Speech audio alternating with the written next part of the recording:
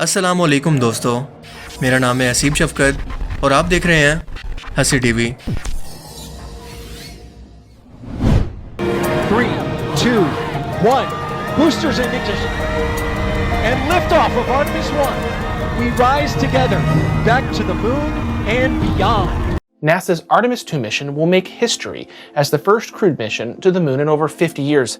And now we finally know who will be making that epic journey.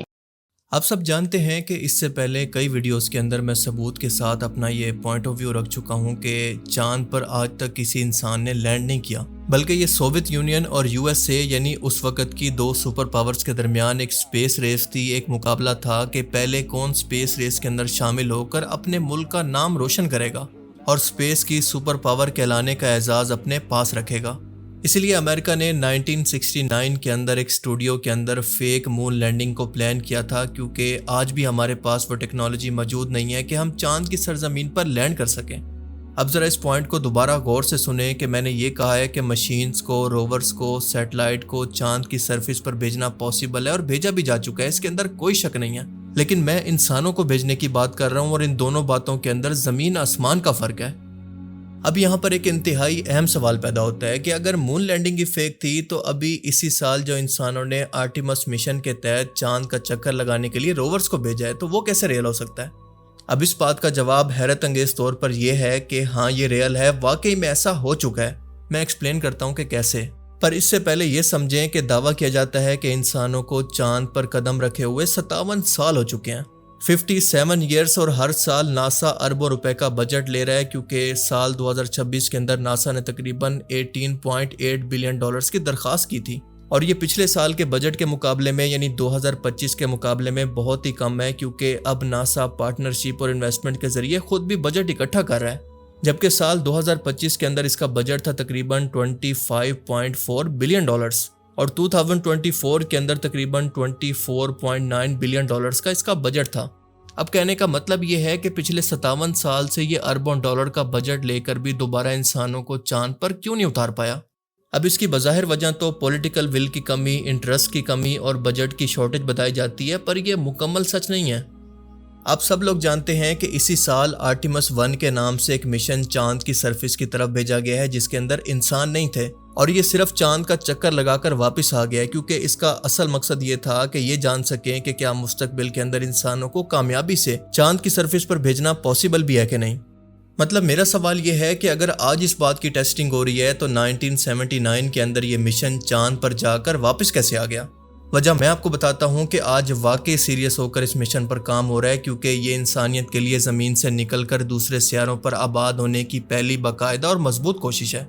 NASA के मुताबिक इस mission के 3 मकसद हैं। पहला कि दुनिया की पहली औरत और एक ब्लैक पर्सन को चांद पर उतारना, क्योंकि आप जानते हैं कि अपोलो मिशन के अंदर सिर्फ वाइट मर्द ही चांद पर गए थे और आर्टेमिस मिशन इस रिवायत को तब्दील करना चाहता है। दूसरा मकसद है चांद पर एक मुस्तकिल बेस या फिर एक सस्टेनेबल प्रेजेंस को बनाना। मतलब इस मिशन का मकसद सिर्फ चांद पर जाकर वापस आना नहीं है, बल्कि चांद पर एक ऐसी मुस्तकिल जगह बनाना है जहां पर एस्ट्रोनॉट रह सकें और यहां पर रिसर्च कर सकें। और अगर ये बेस कामयाबी से बन जाती है तो यहाँ से बाकी खला का सफ़र यानी मार्स की तरफ का सफ़र बहुत ही सस्ता और शॉर्ट पड़ेगा। अब देखें, आर्टेमिस मिशन कोई एक स्टेप नहीं है, बल्कि इसको स्टेप बाय स्टेप मुकम्मल किया जाएगा, यानी इसके बहुत सारे मरहले हैं। और इस वक्त जिस मिशन की बात हो रही है यानी आर्टेमिस I की, वो इस मिशन का पहला स्टेप है। और इस आर्टेमिस मिशन के अंदर इस्तेमाल होने वाले इंस्ट्रूमेंट्स की बात करें तो इसका स्पेस लॉन्च सिस्टम, जिसको SLS भी कहते हैं, ये दुनिया का सबसे ताकतवर रॉकेट है जो कि एस्ट्रोनॉट्स को और भारी सामान को खास तौर पर स्पेस में ले जाने के लिए डिज़ाइन किया गया है।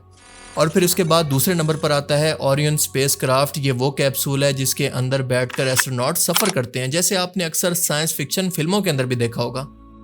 फिर इसके बाद आता है गेटवे, यानी इसको आप बस का अड्डा भी कह सकते हैं, जिस पर बैठकर आप दूसरे शहर का सफ़र कर सकते हैं। बस फ़र्क ये है कि दूसरे शहर को आप यहाँ पर मार्स समझ लें। और ये गेटवे चांद के गिर्द चक्कर काटने वाला एक छोटा सा स्पेस स्टेशन होगा, जैसे ज़मीन के गिर्द एक स्पेस स्टेशन मौजूद है। और चांद के इसी स्पेस स्टेशन पर रुककर एस्ट्रोनॉट चांद की सरफेस पर उतरने की तैयारी करेंगे। پر ابھی تک ناسا کے مطابق جو پہلا سٹیپ مکمل ہوا ہے وہ آرٹیمس 1 تھا، یعنی آرٹیمس مشن کا پہلا مرحلہ، جس کے اندر بغیر انسانوں کے انکریو فلائٹ کو اسپیس کے اندر یعنی چاند کے گرد بھیجنا تھا، اور یہ صرف چاند کا چکر لگا کر واپس کامیابی سے زمین پر آ چکا ہے تاکہ SLS اور راکٹ کی طاقت، اس کی ایکوریسی اور اس کے اورین کیپسول کو چیک کر سکیں کہ کیا مستقبل کے انسانوں کے لیے یہ واقعی سیف بھی ہیں کہ نہیں۔ اب آرٹیمس 1 کے بعد اگلا سٹیپ ہوگا آرٹیمس 2، اور اس کے اندر 4 ایسٹروناٹ اورین کیپسول کے اندر بیٹھ کر چاند کے گرد چکر لگائیں گے، لیکن چاند کی سرفیس پر اتریں گے نہیں۔ اور اس مشن کا مقصد یہ ہوگا کہ انسانوں کے ساتھ اسپیس ٹریول کے درمیان تمام سسٹمز کو چیک کیا جائے کہ یہ کتنے ریلائبل ہیں۔ پھر اس کے بعد آئے گا آرٹیمس 3، جس کے مطابق پہلی بار سچ میں چاند کی سرزمین پر انسانوں کو اتارا جائے گا، اور وہ بھی چاند کے ساؤتھ پول پر، کیونکہ یہ وہ جگہ ہے جہاں پر برف یعنی پانی ملنے کے بہت زیادہ ثبوت ملے ہیں، اور جہاں پر برف ہو اس کو پگھلا کر پانی کے اندر بدلا جا سکتا ہے، اور پانی کے مالیکیولز کو توڑ کر اس کو فیول کے اندر بھی بدلا جا سکتا ہے۔ اور دراصل انسانوں کا اصل مشن ہی یہیں سے شروع ہوگا، مطلب چاند پر بیس بنا کر سب سے پہلے اپنے قریب ترین پلینٹ یعنی مارس کی طرف سفر کرنا، کیونکہ اس کے بعد آئیں گے آرٹیمس 4، آرٹیمس 5 اور اس سے آگے بڑھ کر اور بہت سارے مشن۔ اور ان تمام مشنز کا مقصد صرف چاند پر آنا جانا نہیں ہوگا، بلکہ وہاں پر مستقل انسانی آبادی اور مارس کے سفر کی تیاری کرنا ہوگا۔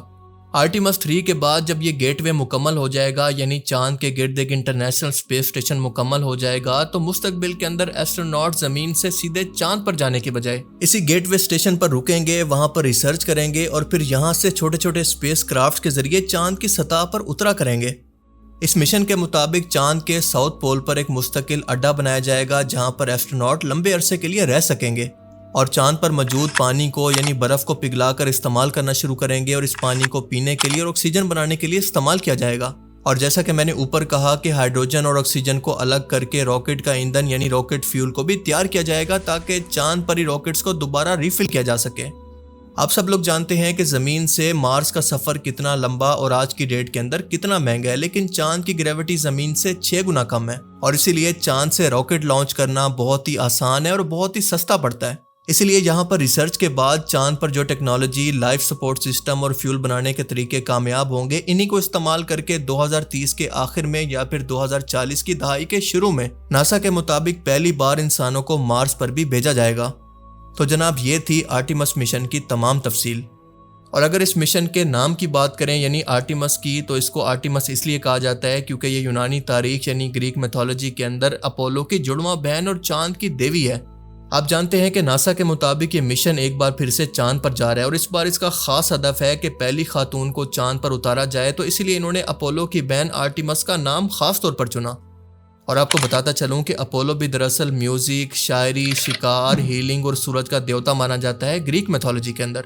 اس کے علاوہ اپولو کو ایک طاقتور اور اپنے رتھ پر بیٹھ کر آسمانوں کی بلندیوں کو چھونے والا دیوتا بھی کہا جاتا ہے۔ اب سب سے بڑا سوال یہ پیدا ہوتا ہے کہ میں اس مشن کو، جو کہ ابھی سٹارٹنگ سٹیج پر ہے، اس کو سچ کیوں مان رہا ہوں؟ دیکھیں اس کی بہت ساری لاجیکل ریزن ہے، کیونکہ پہلی ریزن یہ ہے کہ سال 1969 کے اندر کوئی ایسا ملک نہیں تھا جو کہ امریکہ کی مون لینڈنگ کو مانیٹر کر کے اس کو فیک ثابت کر سکتا ہو، پر آج وہ ٹائم نہیں ہے۔ مطلب آپ خود دیکھیں کہ چائنا اور رشیا جیسے ملک کتنی زیادہ اسپیس کے اندر ایڈوانس ٹیکنالوجی رکھتے ہیں، جبکہ ناسا کا آرٹیمس 1 مشن چاند کی طرف گیا تو چائنا اور رشیا کے رڈار اور اسپیس ٹیلیسکوپ اس کی ہر ایک حرکت پر نظر رکھے ہوئے تھے۔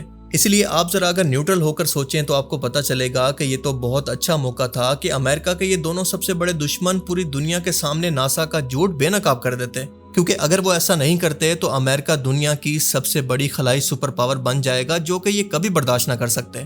لیکن سچ یہ ہے کہ کسی بھی ملک نے اس پر کوئی شک نہیں کیا۔ اور دوسری وجہ میں نے آپ کو اوپر بتایا کہ آرٹیمس مشن صرف ناسا کا اکیلا کا پروجیکٹ نہیں ہے، بلکہ اس کے اندر ایلون مسک کی کمپنی اسپیس ایکس کا اسٹارشپ راکٹ، جو آگے جا کر ایسٹروناٹس کو یعنی انسانوں کو چاند کی سرفیس پر اتارنے کے لیے استعمال ہوگا، یہ بھی اس پروجیکٹ کے اندر شامل ہے۔ اس کے علاوہ جیف بیزوس کی کمپنی بلو اوریجن بھی اس مشن کے لیے چاند پر اترنے والے لینڈنگ سسٹم کو بنا رہی ہے۔ مطلب آپ خود سوچیں کہ ان کمپنیز کے اندر لاکھوں انجینئر، سائنسدان اور انویسٹر شامل ہیں، تو کوئی بھی پرائیویٹ کمپنی اربوں ڈالر کا نقصان اور اپنی ساکھ داؤ پر لگا کر کسی فیک ڈرامے کا حصہ تو نہیں بن سکتی۔ اور تیسری وجہ یہ ہے کہ جب اورین کیپسول چاند کی طرف جا رہا تھا تو صرف ناسا اس کو لائیو نہیں دیکھ رہا تھا، بلکہ پوری دنیا کے ہزاروں شوقین افراد اور ریڈیو آپریٹرز نے زمین سے اپنی دوربینوں اور انٹیناز کے ذریعے اورین اسپیس کرافٹ کے سگنلز کو لائیو کیچ کیا۔ مطلب اس کا راستہ ٹریک کیا اور اسی خلائی جہاز کی لائیو ٹیلی میٹری یعنی سپیڈ، لوکیشن اور سگنل انٹرنیٹ پر اوپن سورس تھی، یعنی کوئی بھی شخص اس کو دیکھ سکتا تھا اور اس کو لائیو ٹریک کرنا بھی پاسبل تھا۔ اور آپ جانتے ہیں کہ ہالی ووڈ کی کسی اسٹوڈیو فلم کے سگنل چاند کی طرف سے تو آ نہیں سکتے۔ نمبر 4 ریزن ہے کہ آرٹیمس مشن اپنے ساتھ 4K اور 8K کیمروں کو ساتھ لے کر گیا تھا، اور اورین کیپسول کے بازوں پر لگے کیمروں نے زمین اور چاند کی ایسی لائیو ویڈیوز اور تصویریں بنائی ہیں جن کو ایڈٹ کرنا یا پھر فیک بنانا پاسبل ہی نہیں ہے۔ مطلب ان ویڈیوز کے اندر چاند کی سطح کے وہ گڑھے جن کو کریٹرز کہتے ہیں بالکل اسی پوزیشن کے اندر نظر آئے جیسا کہ وہ ریل میں موجود ہیں۔ اب سوال یہ ہے کہ آخر یہ سب کچھ ہو کیوں رہا ہے؟ مطلب کیوں یہ سائنٹسٹ اور دنیا کے امیر ترین لوگ ہماری اس خوبصورت زمین کو چھوڑ کر چاند اور مارس پر جانا چاہتے ہیں جو کہ بالکل بے آباد ہیں؟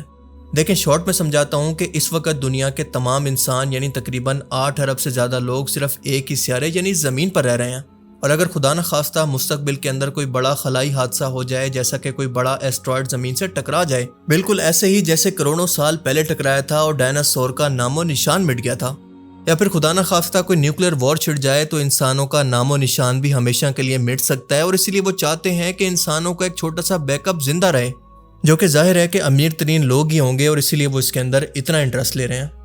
اور دوسری وجہ ہے چاند کے وسائلز کو، منرلز کو اور دولت کو استعمال کرنا، کیونکہ مستقبل کے اندر یہاں پر یہ لوگ انڈسٹری لگانا چاہتے ہیں، کیونکہ چاند کا کوئی انوائرمنٹ تو ہے نہیں اور نہ ہی یہاں پر کوئی جاندار موجود ہیں جو کہ اس انڈسٹری کی پولوشن سے تباہ ہوں۔